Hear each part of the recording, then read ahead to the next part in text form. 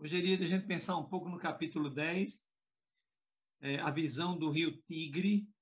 É um tema interessante, não é um tema tão assim misterioso quanto os demais que a gente abordou, né? Profecias, mas é um preâmbulo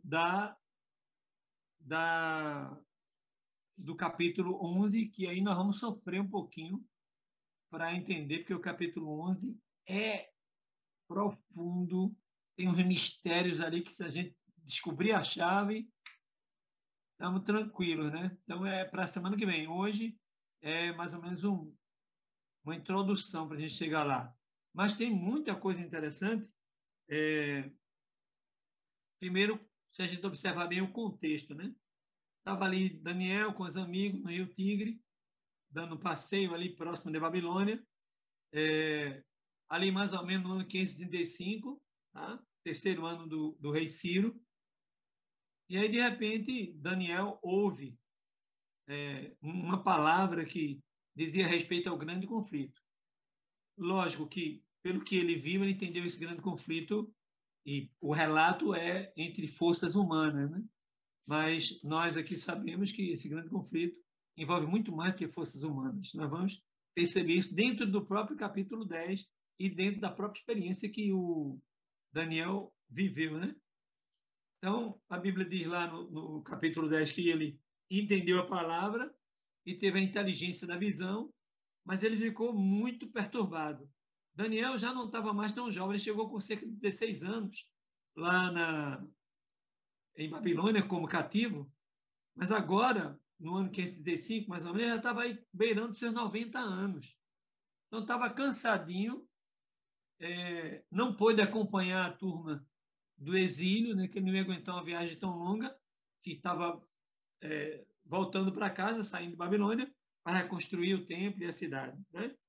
E aí ele, nessa angústia de não poder e também de não ter compreendido plenamente a visão, ele, segundo o texto, chorou e se angustiou durante 3 semanas. 3 semanas, 21 dias. Na verdade, o jejum exigido nessa época de Páscoa era de apenas 3 dias, tá? Mas ele multiplicou por 7. Foi para 21 dias. Coincidentemente, no período que ele estava em oração, ele tinha orado, né, pedindo para que tivesse alguma ajuda de Deus para ele entender melhor a visão que lhe perturbou muito. Nesse mesmo período de 21 dias de oração dele, estava havendo a luta do anjo, provavelmente Gabriel, com o anjo da Pérsia, para vir atendê-lo. Daqui a pouco a gente vai falar um pouquinho melhor sobre essa parte que está lá no finalzinho do capítulo 10. Então é legal a gente perceber isso, né? Que a gente não se apercebe quando a gente está no jejum e em orações, especialmente por razões tão profundas, que há por trás de nós um tremendo conflito também, em função daquela oração nossa.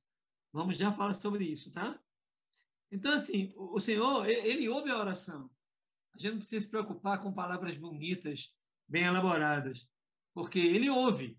A questão de às vezes, demorar, e é bom a gente saber, é que a gente não tem ideia do conflito que pode estar havendo por trás dessa oração, ou por trás do pedido que nós estamos querendo fazer. Porque as coisas não são tão simples como muitos dizem ou costumam pensar. Então, você está ali pedindo, ó, Senhor, cura meu primo, ó, Senhor, traz de volta fulano que faleceu, ó, Senhor, me ajuda com esse meu marido que está adulterando, mas são forças opostas que estão lutando ali. E não é tão simples assim, pá, de cara, imediatamente, essa oração ser atendida. Ela é ouvida, mas existem forças em oposição que podem estar impedindo você de receber a bênção que você, eu, qualquer um de nós está pedindo, né? Então, outro trecho interessante está em Daniel 10, verso 6, que é a visão, né, de alguns teólogos acham que ele vê o anjo Miguel, que seria o próprio Cristo. Alguns teólogos acham que não seria o anjo Miguel, mas logo, logo você vai ver o texto em que, o versinho que ele diz que de repente, depois de ele ter visto essa visão, uma mão lhe toca sobre o ombro, ele toma aquele choque e aí aparece o anjo. Então, assim, a maioria dos teólogos acha que esse anjo que aparece, que toca o ombro dele, que é o anjo Gabriel, que vem lhe falar e começa a explicar a visão e contar a história dele até chegar para atender Daniel. Então, por isso que muitos imaginam e defendem que a visão linda de um sacerdote diferente é entendida na maioria dos estudiosos como sendo a visão do próprio sumo sacerdote celeste, que é o próprio Cristo. Ok? Aí tem assim, no texto de Daniel 10, verso 6, tem algumas similaridades com João, a visão de João no Apocalipse 1, 13 a 16, e também com Ezequiel, capítulo 1, verso 11 e 23. Então, eu juntei aqui as coisas em comum para partilhar com vocês, que é uma visão assim, incandescente, um negócio impressionante, né? Bom, primeiro ele vê um homem vestido de linho, ok? Vê os ombros dele cingidos de ouro puro, tá? O ouro de Ofir, né? Seu rosto como um relâmpago, imagina essa cena, tá? Seus olhos como tochas de fogo, tá? Seus braços e pés como bronze polido, e uma voz como o estrondo de muita gente. E isso me fez lembrar um texto que está em Isaías 33, verso 14, que diz o seguinte: quem dentre nós habitará com o fogo consumidor? Quem dentre nós habitará com as labaredas eternas? Então, assim, esse esquema de incandescência, né? Essa visão de fogo consumidor, de brilho, né? É também o que vai acontecer conosco. E o que Deus gostaria que acontecesse conosco hoje, no presente. Eu lembro aqui os 3 amigos especiais de Jesus, Pedro, Tiago e João, quando foram ao Monte de Transfiguração com Jesus. Eles voltaram também com o rosto encandecido. E Jesus mais ainda, porque estiveram na presença do fogo consumidor, que é anjo, que é gente transformada, sabe? Então, assim, o ideal de Deus para a gente é que nós sejamos essa pessoa alegre, né? Porque, afinal, o reino de Deus, disse Jesus, está dentro de nós. Se eu tenho o reino de Deus dentro de mim, eu preciso ser uma pessoa incandescente, luminosa. Por isso que a Bíblia diz, o próprio Jesus dizendo, eu sou a luz do mundo, e também diz, vós sois a luz do mundo. Então, sabe, quem esteve na presença do alto, do santuário, vai brilhar, não tem jeito. Porque nós vamos pela fé até a presença de Deus. E nós descemos pela fé, encandecido por esse fogo. Por isso a pergunta de Isaías, no momento de crise, porque está se aproximando o cativeiro babilônico, ele pergunta: quem de vós habitará com um fogo consumidor? Então é isso, nós somos santuário de Deus, né? E lá no Shekinah do nosso coração há um fogo que foi aceso pelo poder divino. E esse fogo não pode, essa chama não pode apagar. Ela tem que se manter sempre acesa e reacesa, como acontecia no santuário, em que os sacerdotes estavam sempre alimentando aquela chama para que ela nunca apagasse. Porque ela não era uma chama comum, era uma chama divina. O primeiro fogo foi aceso pelo toque divino, tá? Com as chamas do altar do santuário lá de cima. Então, nós somos aqui esse santuário ambulante. E as pessoas deveriam, pela luz que irradia de nós, serem também tocadas e iluminadas, né? E aquecidas com esse calor. Então, essa é a pergunta que eu também repasso para nós aqui nessa sala de estudo bíblico das profecias de Daniel. Quem dentre nós habitará com o fogo consumidor e quem dentre nós habitará com as labaredas eternas? Que texto lindo, né? Isaías 33, verso 14. Bom, outra coisa que chama atenção nesse nosso estudo, do capítulo 10, é que pela segunda vez, Daniel aparece assim, sucumbindo, impactado e cai como se estivesse morto perante a glória que ele vê. Ele não aguenta aquilo, né? Isso aconteceu também com João, aconteceu com Ellen White, tá? E com outros profetas. A mesma coisa aconteceu com João lá no Apocalipse. Então, as coisas em comum, né? Um anjo aparece para lhe auxiliar, no caso de Daniel, né? Diz para ele as palavras que deveriam ser ouvidas, tá? E diz também que essas palavras dele que foram ouvidas foi a razão do anjo ter vindo. E uma outra razão é que ele era um homem muito amado. Então, a expressão muito amado, pelo menos que eu lembro aqui, agora, 3 a 4 vezes, é citada pelo anjo que visita Daniel. Tu és um homem muito amado. Isso é bom a gente guardar, porque é bom saber, não assim que Deus ama a todos, porque Deus amou muito de tal maneira, não por aí. É uma perspectiva aqui mais especial, tá? É um amor diferenciado, um amor mais singular, ok? Como ele tinha com esses 3 amigos, Pedro, Tiago e João. Nem todos os discípulos tiveram a experiência que Pedro, Tiago e João tiveram pelo privilégio de estar ao lado, por serem amigos mais íntimos de Jesus. Nesse sentido aqui de Daniel, a expressão se refere a uma amizade mais íntima. E é isso que nós precisamos buscar, né? Nos vencer cada dia, né? Vencer a nós mesmos, as nossas tendências e os ataques do inimigo, dos seus anjos, e viver uma vida santa para que Deus, aos seus olhos, também nos considere como alguém diferenciado. Na verdade, a unção do Espírito Santo ela é dada justamente para criar esse vínculo singular.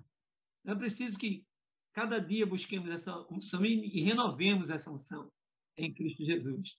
Lembra vocês que o próprio Jesus, segundo Ellen White, renovava todas as manhãs a sua unção e o seu batismo no Espírito Santo.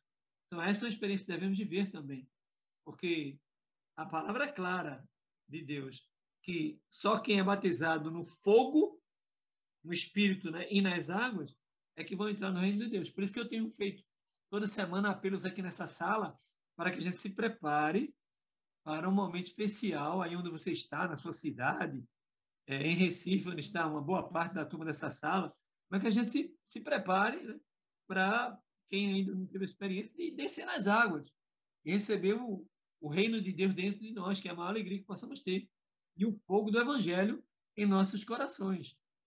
Não tem sentido ser um cristão ou ter um vínculo assim singular com Cristo se não temos a consciência de que o reino de Deus está dentro de nós e que ele nasceu pelo fogo, pelo nascimento da água e do Espírito. E é por isso que eu convido vocês a se prepararem para esse batismo, que ele seja um sinal recebido da água e também do fogo. Outra coisa impressionante é que de vez em quando aparecem esses 2 anjos na vida de Daniel, ou nas experiências de Daniel. Né? E aqui, mais uma vez, aparece o anjo Miguel, porque o anjo, que se supõe que seja Gabriel, se envolveu numa luta que só saiu vitorioso porque Miguel veio ajudar. E agora eu trago algumas ideias para tentar mostrar para a gente que esse Miguel é o próprio Jesus, ok? E a gente tem alguns textos aqui que podem ajudar a gente nisso. Primeiro, Miguel é Micael, que é uma expressão hebraica que significa quem é como Deus. Então, só a palavra já deixa claro que o único que é como Deus é o Espírito Santo e Jesus, ok? Como o Espírito Santo tem uma atuação mais posterior, quando Jesus diz, eu vou e ele precisa vir. Então, nesse período do Antigo Testamento, em vários locais, a gente percebe que quem se manifestou foi o próprio Cristo. Inclusive, Ellen White afirma que lá no Éden, não era Deus que aparecia para Adão e Eva, mas era o próprio Cristo. E assim, Cristo apareceu em muitos momentos em que o pessoal do Antigo Testamento não conhecia como Cristo e o tratava sempre como Senhor, pensando que ele era Deus. Que de fato ele era Deus, mas na forma de Jesus Cristo, né? E de um anjo, que ele sempre aparece na forma de um anjo aqui. Aí vem, ó, Êxodo 3:2, que desapareceu-lhe o anjo do Senhor numa chama de fogo no meio da sarça ardente. Então, lá no Monte Sinai, também não foi o Deus que apareceu, era o próprio Cristo que estava ali. O eu sou, o mesmo eu sou que é Deus, também disse, olha, fala para eles lá, que Moisés perguntou, quem eu digo que és? Vão dizer que eu sou, lhe enviou. Então, assim, o mesmo. E Jesus também se referiu a eu sou quando veio aqui à Terra. E logo que ele falou isso, os saduceus, fariseus, seus inimigos, né? Os escribas, que eram seus inimigos, disseram: olha, tá decretada a morte dele, ele acabou de blasfemar, porque ele se disse como eu sou. Ok? Então, esse anjo do Senhor era o próprio Miguel. Tá? Daniel 10:5, ele diz: eis um homem, né? Só que esse homem, em Josué 5:13, aparece como o príncipe dos exércitos. Então, é o mesmo que é visto em Daniel 10:5, é visto em Josué 5:13, que é também o homem que aparece como príncipe dos exércitos, antes de Josué partir para aquela luta lá para derrubar as muralhas de Jericó. Ok? Bom, aí vem para Daniel 8:11 e 25, que também fala que a ponta pequena se engrandeceu até o príncipe dos exércitos. Esse príncipe dos exércitos também é Miguel, o próprio Jesus. Daniel 10:21 aparece de novo Miguel, vosso príncipe, e Apocalipse 12:7 também aparece Miguel e seus anjos pelejaram contra o dragão. Então ninguém vai pelejar contra o dragão ali no final de tudo, a não ser que, a não ser que seja o próprio Cristo, né? Que foi quem teve a primeira luta lá na origem, ok? E que vai ter também a luta final na Batalha do Armagedon, ok? E finalmente Daniel 12:1, que fala que quando terminar aquela luta terrível, que é Daniel 11, a gente vai lutar muito essa semana. Eu, inclusive, conclamo aqui na sala um jejum e oração durante essa semana, porque o tema que a gente vai entrar na semana que vem, que é o capítulo 11, é mistério. Nós temos algumas teorias e hipóteses, mas que eu saiba, ninguém até agora pode afirmar incisivamente ou decididamente que é essa a interpretação. Há muitas interpretações. Eu vou apresentar aqui algumas delas, mas eu vou estar orando em jejum e peço a vocês também, porque Deus, não custa nada a gente pedir uma colher de chazinha para Papai do Céu, né? Para ele dar uma luz para a gente aqui. Não são merecedores, não, porque Daniel não recebeu, né? Quanto mais a gente aqui, pobres mortais, né? Mas não custa nada a gente ser afoito mesmo e o próprio Deus diz: vinde, arrazoai comigo, o que é que você quer? Então eu vou dizer a ele: eu quero que o senhor me ajude a entender o bendito do capítulo 11, que ninguém mata, ninguém resolve o que é. Porque é crucial ali. Se a gente souber efetivamente quem é o rei, com clareza, né?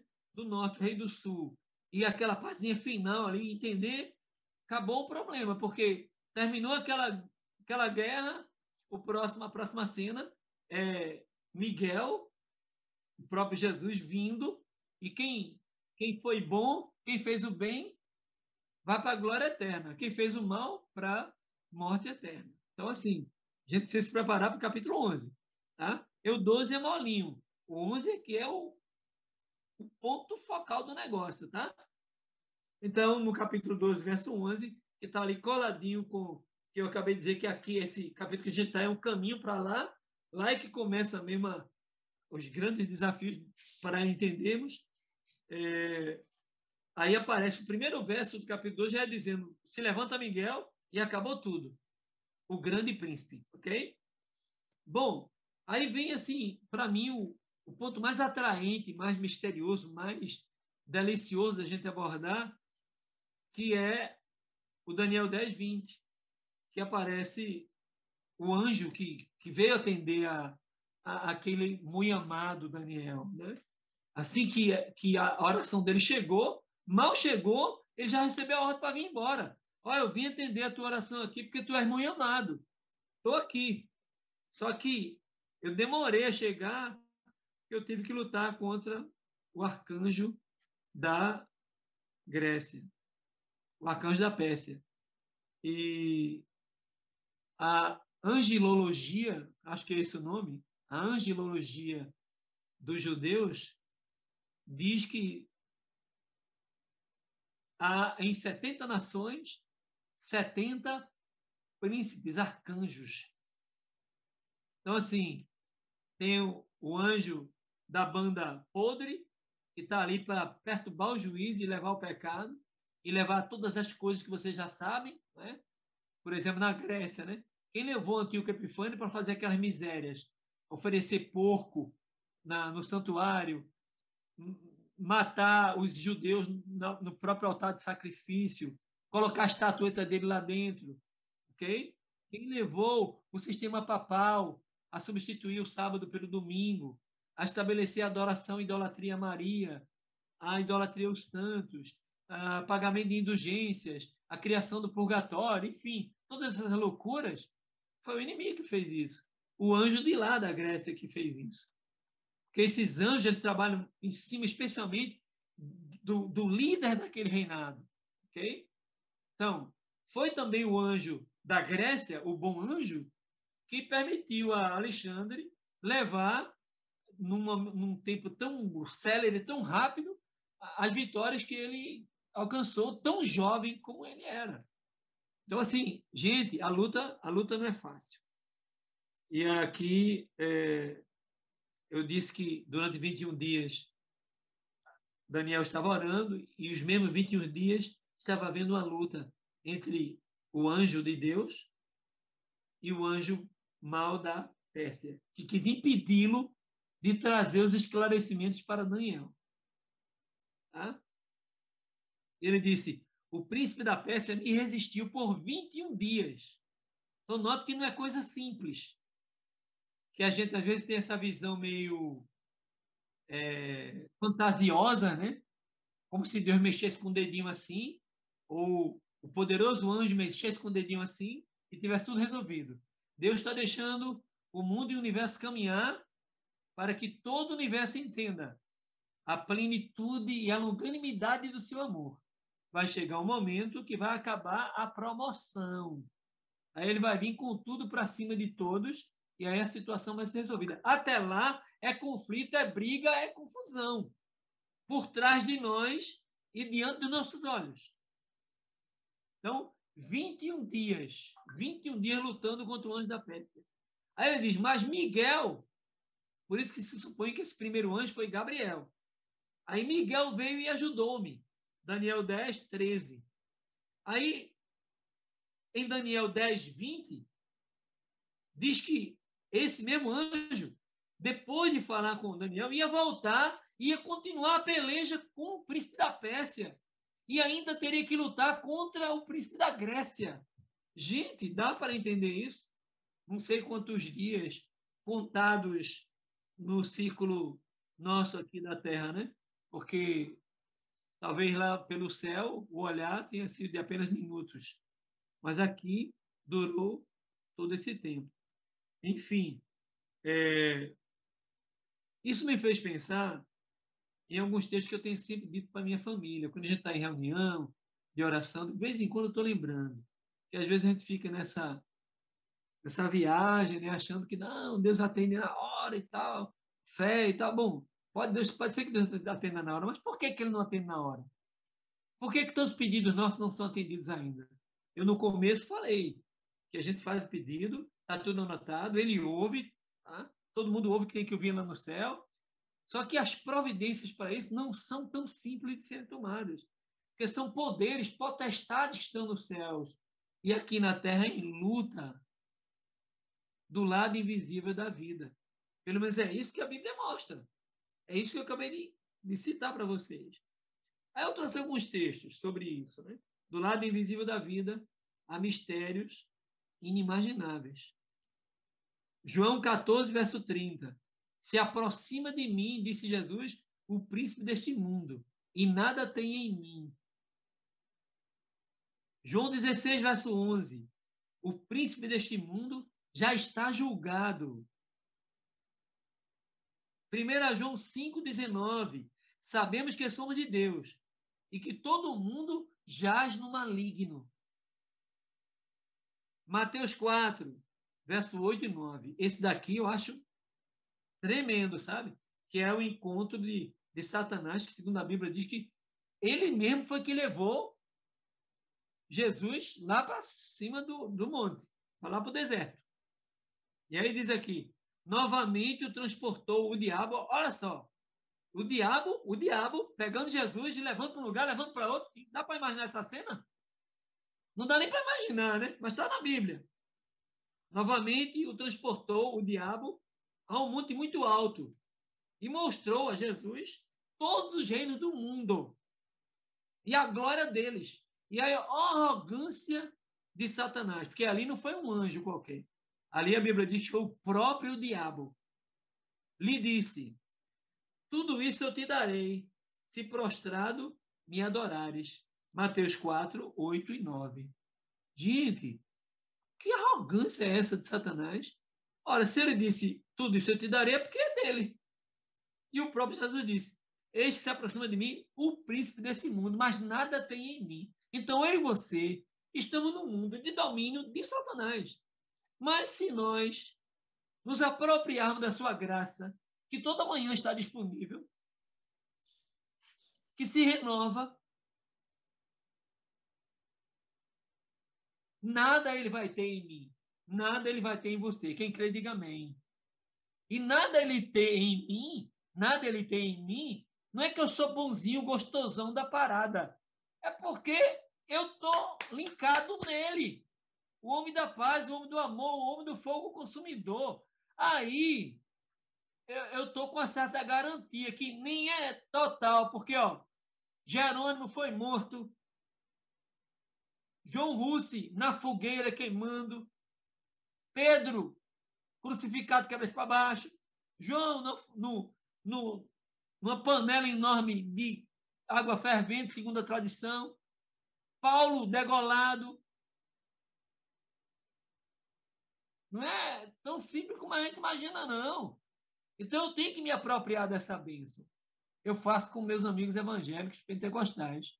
Toda manhã eu me ajoelho e me aproprio da bênção. Não estou nem louco de sair de casa sem essa garantia. Aí eu estou purificado. É por isso que eu digo à turma que fica muito, como se diz, inquieto e muito impaciente, né? É agora que ele vem, não sei o quê. Calma, aqui é tarde saber que eu sou Deus. Se eu não sei quando ele vem, quando é que eu tenho que estar pronto? Agora, hoje. Não pela minha santidade ou por minha pureza ou perfeição. Não, é por causa da pureza que Jesus imputa em mim, porque a Bíblia diz lá em Hebreus que Jesus intercede por nós no santuário todo o tempo. Qual a necessidade de Jesus interceder por mim todo o tempo? Especialmente porque eu não desisto dele. Porque a Bíblia não pede inerrância, pede perseverança. Aquele que perseverar até o fim será salvo. Então, eu persevero, vocês perseveram, e a gente se apropria da bênção, da imputação da justiça diariamente em nós, e se ele chegar hoje, está todo mundo pronto, diga amém. Simples assim. Tem muita confusão para isso, não. E aí, Apocalipse 11, 15, diz o seguinte, e o sétimo anjo tocou a sua trombeta, e houve no céu grandes vozes. Olha o que as vozes do céu disseram. Os reinos do mundo vieram a ser, passaram a ser do nosso Senhor Jesus. O que é que isso indica? Que Satanás há muito tempo sequestrou o mundo e se apropriou dele. Mas um dia, nesse dia, Jesus tomará posse daquilo que lhe pertence. Mas agora, a luta está muito grande. E Deus quer saber hoje quem vai estar do lado dele. Quem está hoje do seu lado? Gente, Miguel e Gabriel, ali no contexto da, do livro de Daniel, das suas profecias, representam as forças do céu, que estão à nossa disposição. Quando as muitas lutas lá das potestades celestiais se refletem sobre nós aqui na face da terra. E quando aqui mesmo os anjos começam a lutar contra e a favor de nós. Por isso que Efésios, Paulo escrevendo a eles, capítulo 6 e verso 11 e 12 da carta de Efésios, Paulo diz, revestivos de toda a armadura de Deus, para que possais estar firmes contra as astutas ciladas do diabo. Se ligue, firmes contra as astutas ciladas do diabo. Entendeu? A gente que é temperamento de sangue no olho, né? Eu mesmo sou uma mistura de sanguíneo e colérico, o pior temperamento que existe. Aí eu tô ali, calminho, alguém vem e perturba meu juízo e tá. E é Satanás montando a cilada. Porque todo dia eu peço, Senhor, contém meu ímpeto e os meus lábios. A mesma oração que Davi fez, que Davi também era bom de língua, né? Davi quebrava fácil. Então, eu me inspirei na oração de Davi e faço a mesma oração todo dia. Mas de vez em quando, o diabo apronta uma cilada, coloca um nó cego para perturbar meu juízo, uma nó cega para perturbar meu juízo. Aí me tira do meu eixo, né? Aí a gente fala besteira, briga, não sei o que, depois se arrepende, tal, mas é a cilada do inimigo. Aquela pessoa que é dada ao sexo, ele coloca uma menina bem atraente, um rapaz bem romântico, aí vem a queda. Então, Satanás sabe a fraqueza de cada um, ele estuda a gente, ele estuda cada um de nós. E aqui está dizendo, ele arma a cilada, e eu tenho que me revestir de toda a armadura de Deus. Porque nós não temos que lutar contra a carne nem contra o sangue, diz Paulo, mas contra os principados, contra as potestades, contra os príncipes das trevas deste século, contra as hostes espirituais da maldade nos lugares celestiais. Tá claro, gente? Acho que tá claro, né? As coisas não são tão simples. Hoje mesmo eu estava na igreja, ouvindo um sermão. Aproveitei hoje um tempo livre e fui lá beber. E eu ouvi uma pessoa falar, não, Deus está no controle de tudo. Pá, pá, pá. Não, não, não. Não sei bem se é assim. Não é isso que a Bíblia tem me ensinado. Porque se ele estivesse realizando realmente o controle de tudo como ele quer, nada dessas coisas estaria acontecendo. Que não são da sua vontade. Então a luta é grande, porque, por alguma razão, Deus não tem podido atuar para ser tudo bonitinho do jeito que ele quer. E a história, até hoje, tem demonstrado isso. Foi Deus quem quis que Caim matasse Abel? Foi Deus quem quis que a humanidade chegasse ao ponto que ele diz: me arrependi de ter criado? Vou destruir tudo por um dilúvio? Foi ele quem quis? Não. São as forças opositoras. Então não é assim tão romântico como muitos pregadores dizem. Não é que está tudo bem. Por que essas orações não são atendidas? Porque aquele garoto que foi esquartejado, morto e abusado, é luta, meus irmãos. Por que 6 milhões de judeus morreram de maneira tão terrível? Então as coisas não são tão simples como às vezes parecem ser no olhar de alguns. Contra as hostes espirituais da maldade nos lugares celestiais. A nossa luta e a luta dos anjos de Deus é contra isso. Então nós não sabemos exatamente como é. Eu estou dizendo aqui um vislumbre mínimo que a Bíblia nos revela. Mas há muitos mais mistérios para descobrirmos. E sabe qual é a grande sacada disso tudo? É que ele olhe para nós e diga assim: ele olhe para a Verinha e diga assim: essa é uma mulher notável em quem eu tenho meu prazer.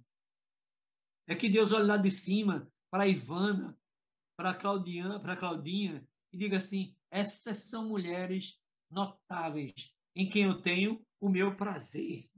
Esse é um homem bom, essa é uma mulher boa. E essas pessoas não estão sozinhos. Nós estamos na lista diária do Senhor. Então, nessa lida que eu tenho e que vocês têm, que cada dia a gente mata um leão, né? Tem dia de matar 1, 2, 3. É uma loucura. Satanás brama como leão buscando a quem devorar. Mas sujeitados a Deus, resistir ao diabo e ele fugirá de vós. Então, na minha luta diária, eu espero que Deus olhe lá de cima, que conhece o meu íntimo da minha alma, que Deus vê o cenário do coração. Ok? Então, a gente tem visto alguns homens caírem, né, agora mesmo, baluartes na nossa igreja. De vez em quando a Edu caiu. Mas esses homens que caíram, eles podem se levantar. Nenhum deles caiu como Davi caiu. Davi, além de pegar a mulher dos outros, ainda mandou matar o marido dela. Isso é grave demais. Mas alguma coisa houve nos cenários do coração, cenários que nem todos podem ver, que tocou o coração de Deus. E ele foi perdoado. E eu tenho certeza que qualquer um desses homens que hoje, que a Bíblia diz, né, que muitas estrelas cairão, não é só estrelas físicas, são também personagens, pessoas que são notáveis diante de Deus, queridos diante de Deus, amados de Deus. Daniel, eu vim atender logo sua oração porque você é um homem bom, é muito amado. Nós somos amados. Quem crê, diga amém. Levante sua mão, ó. Esse aceno da minha irmã Verinha eu adoro. Isso é para mostrar nossa alegria de saber que estamos no fogo, estamos na fogueira, mas tem alguém por nós. E essa inspiração toda devia nos levar a viver uma vida de santidade. Cair, qualquer um cai. A Bíblia diz, filhinhos, não pequeis. Mas se acaso caíres, pecares, tendes um advogado junto ao Pai. É por isso que eu não desisto dele. Eu só vou desistir quando eu encontrar Jesus olhando nos meus olhos naquele dia. Que ele disser, Gondim, vá para a esquerda. Aí eu vou. Porque a salvação é dele, ele dá para quem ele quiser. Mas até lá eu estou acreditando que ele vai olhar nos meus olhos, nos olhos de todos vocês, e vai dizer, para a direita, meus amados nós cegos, vocês são defeituosos, imperfeitos, mas eu vou levar tudo para o céu, incorruptível, sem mancha, sem problema nenhum, acabou o problema. Agora é céu, é pureza, não há mais contaminação nenhuma. Nós vamos nos encontrar lá.